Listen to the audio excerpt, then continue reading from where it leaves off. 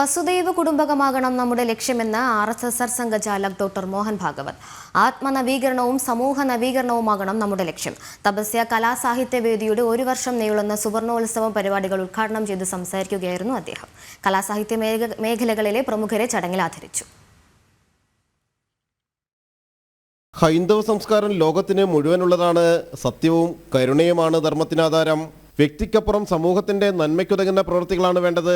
ലോകത്തിന് സംസ്കാരവും മൂല്യങ്ങളും പകർന്നു നൽകാനുള്ള ഉത്തരവാദിത്തം ഭാരതത്തിനുണ്ട്. സംസ്കാര മൂല്യങ്ങൾക്കായി ലോകം ഭാരതത്തെ ഉറ്റുനോക്കുകയാണെന്നും സർസംഘചാലക് മോഹൻജി ഭാഗവത് പറഞ്ഞു.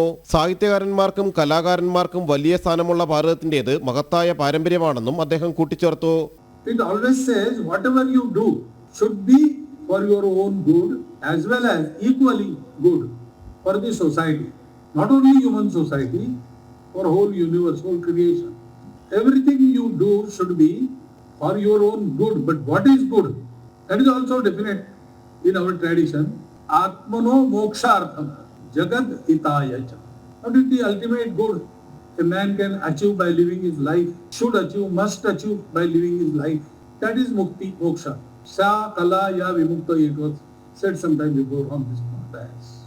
പ്രശസ്ത സാഹിത്യകാരൻ ആഷാമേനോൻ എറണാകുളം രാജേന്ദ്ര മൈതാനിയിൽ നടന്ന ചടങ്ങിൽ അധ്യക്ഷത വഹിച്ചു. ബാലഗോകുലം മാർഗദർശി MA സാർ എന്ന MA Krishnan, Asha Menon, artist Madanan, Peruvanam Kuttan Marar, Thiruvazha Jayashankar, Padmashri Theeyadi Raman, Ramendra Pulavar, Sadanam Krishnankutty, Sreeman Narayanan, P Balakrishnan, MK Devarajan, Ouseppachan, Udayakrishna, T Kaladharan എന്നിവരെ ചടങ്ങിൽ ആദരിച്ചു.